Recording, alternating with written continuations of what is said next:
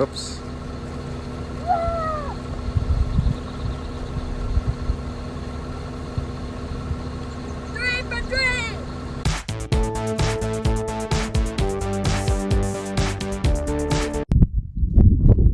I wanted to talk to you a little bit about what I do, definitely to help the kids so that they have something to do, and it puts a little money in their pocket too. But we do a lot of gopher trapping, and since we farm, there's definitely a lot of gophers around, so it's nice to take advantage of that, and especially to bring the kids along and have them be involved, dig the hole, see the trap that it's gone off and the excitement that happens there. So what happens here is first we'll come up on a hole and it'll either look fresh or dry. There's holes that are really dry and maybe the gopher has abandoned them and moved on or migrated. And then there's fresh ones where they're just that you can see that it's fresh dirt that's come up. It's a little bit dry, or depending on the dirt type, you can see that it's been moved or pushed just recently, so you kind of know a gopher is working in that area. So with that,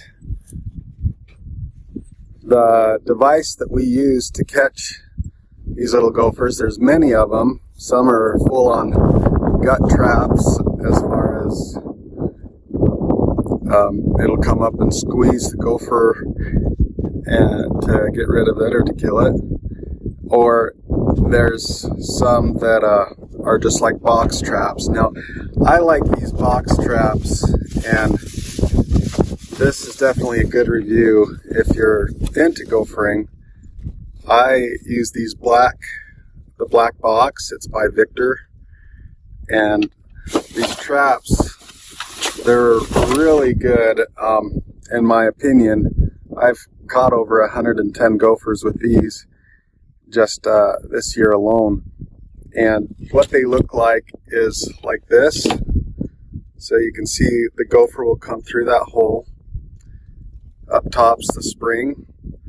So when it hits that device right back here, where I'm pointing with my pinky finger, once it hits that device, it comes up and traps the gopher in there. There's a little hole in the back. I don't know if you've noticed that in these traps. And all this hole does is the gophers really do not like the wind, and they try to cover their tunnel so there's no sunlight getting in as well. So the wind and the sun play a lot into catching these gophers. So when I come up to a hole, a gopher hole or gopher mound, I'll leave this part open so that it'll bother the gopher to want to come and plug it up, and it'll trap the gopher in the trap. So I don't have to bait my traps at all. They just come because it's a nuisance for them to have that sunlight or wind whistling through their tunnel. And also, they'll try and plug up things just in case it rains or if there's water. That bothers them as well, so they'll try and plug their hole there to protect it. Next, I'll show you, we'll dig a little hole, and I'll show you kind of the main entrance of what these guys do, these gophers. So this is a fresh gopher mound. You can see it's a little bit darker than these other dry ones that were dug up. See, that one's a little bit drier. That one's a little bit drier, and then you see that that's a little bit darker, and it looks like something's been pushed up. So that's what a mount looks like that's fresh. And here's another one over here. I've just walked over. You did another hole right here, and that circle on top, a lot of people call those like a horseshoe, and that's just when the gopher's pushing it out and plugging his hole. That's just the shape it leaves, is that little circle. So that's kind of what you're looking for, is just a fresh gopher hole. So when I'm digging, sometimes I'll dig and I don't see a hole in there. I'll dig down, I hope it opens up, but it doesn't. The hole doesn't open up for me. And so what I'll do is I'll take the end of my shovel like this, and I'll just do a little poke test to see if it falls into a hole. And it tells me whether there is a hole there or not, or if I need to dig a little bit farther away from the gopher mound site to reach the hole. So I think I found one here. Yep, so I found a gopher hole there, and I'm gonna go ahead and put a trap there. I call this the poke test. So we just poke around to try and find a gopher hole.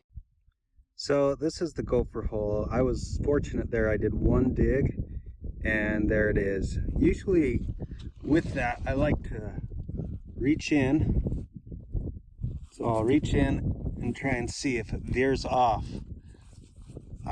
in two directions, because typically what you'll see is it'll go one way and then it'll have one on the other way, going the other way. And they just created a type of T coming out this way and pushing their dirt out.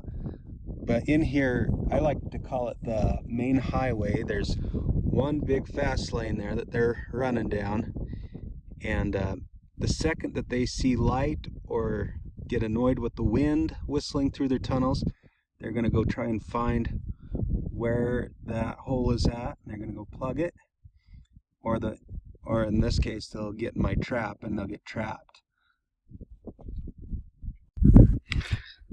So when I'm setting the trap, I'll put it in there up against the hole, and I'll push dirt on the sides so it seals up the bottom.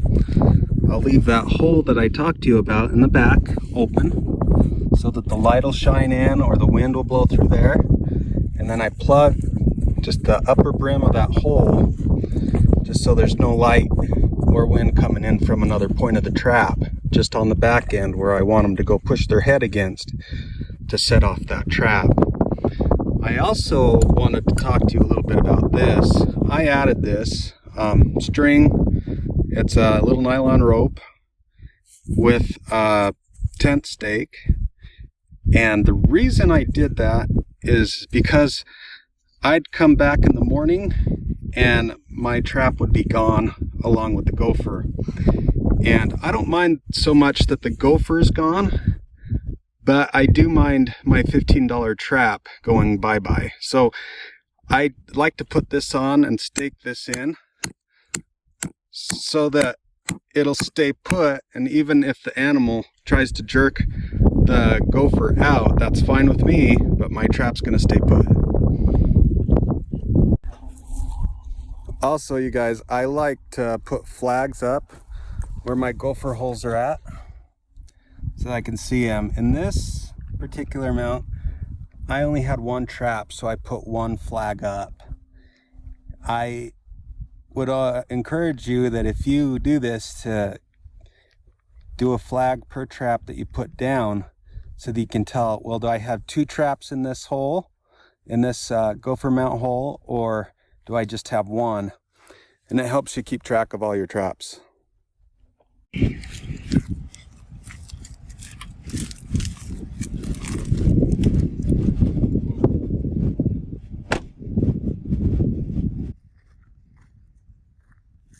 you get there, son? Nice, excited?